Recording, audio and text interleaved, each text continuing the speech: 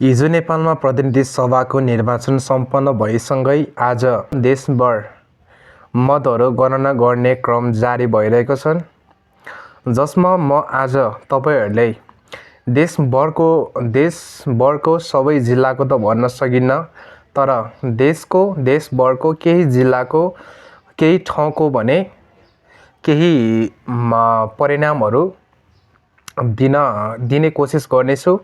भिडियोलाई अन्तिमसम्म हेरेर साथ दिनुहोला। 1 नम्बरमा रहेको छन् बागमती प्रदेशमा रहेको काठमाडौँ जिल्लाको क्षेत्र नम्बर 3 मा रहेको छ।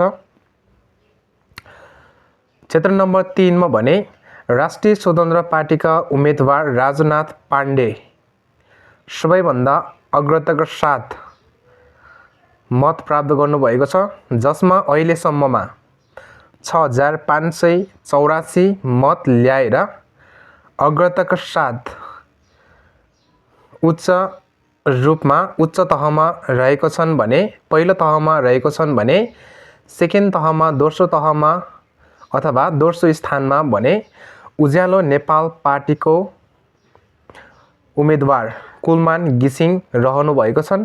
उहाँले ल्याउनु भएको छ जम्मा 4290 मत ल्याउनु भएको छन्, जसमा राष्ट्रिय स्वतन्त्र पार्टीको भन्दा 2384 मत कम रहेको छन्।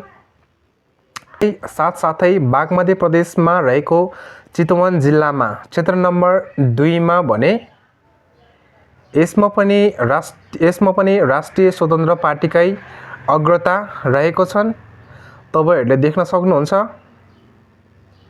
राष्ट्रिय स्वतन्त्र पार्टीका सभापति रवि लामे छानेले अहिलेसम्ममा जम्मा 6700 मत प्राप्त गर्नुभएको छन् र दोस्रो तहमा भने एमाले पार्टीका उम्मेदवार आसिम गिमिरे रहनु भएको छन्, जसमा उहाँले अहिलेसम्ममा ल्याउनु भएको मत 2329 मत रहेको छन्।